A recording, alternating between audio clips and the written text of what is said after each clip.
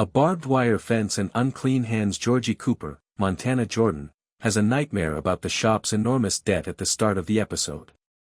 As a result, he gets up and moves to the kitchen table, where Mandy McAllister, Emily Osment, soon joins him. What is he doing up so late, she wonders. He claims to have some concepts for the store.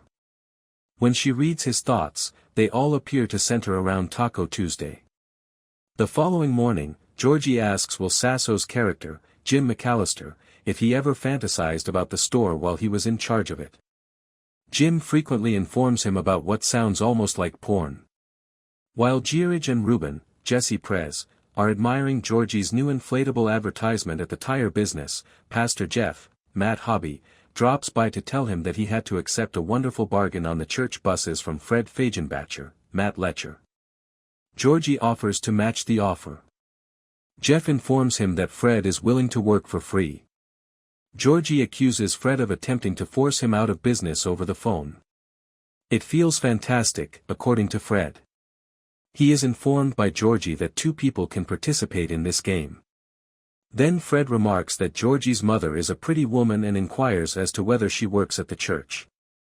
Georgie makes threats to kill his mom.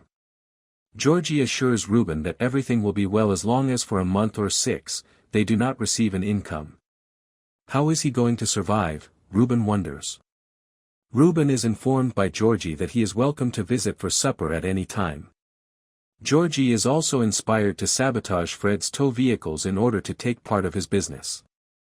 Georgie informs Jim over dinner later that evening that they are considering adding a second store in Nacogdoches. When will he tell her, Mandy asks. They are currently just munching the fat, according to Georgie. Mandy discovers Georgie awake in the middle of the night later that evening. What is he doing, she asks. He claims to have a tow.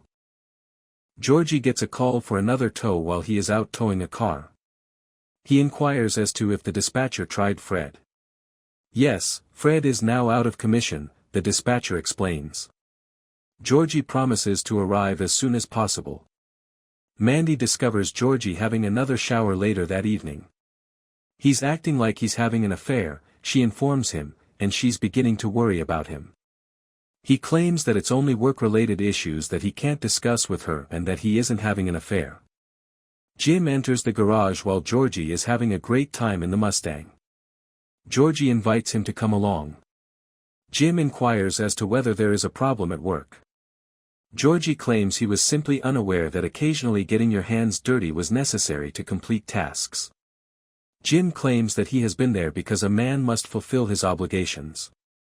He is asked if it was worthwhile by Georgie. Jim responds, yes, but there was he used to have a full head of hair.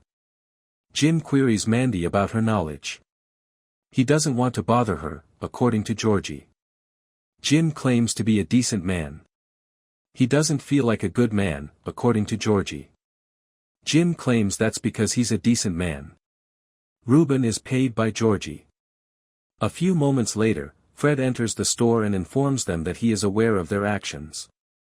Georgie claims he has no idea what he's talking about. The episode concludes with Fred saying, "This isn't over." Review of Georgie and Mandy's first marriage. This episode was really awesome. For once, I was pleased to see Ruben and Georgie in agreement. It was important that they worked together to defeat Fred. I also appreciated Mandy's thought. There was an affair going on with Georgie. I'm curious if that will go anywhere in the future. Most likely not. This episode receives a 5.6 out of 10 from me. Here are further summaries of Georgie and Mandy's first marriage.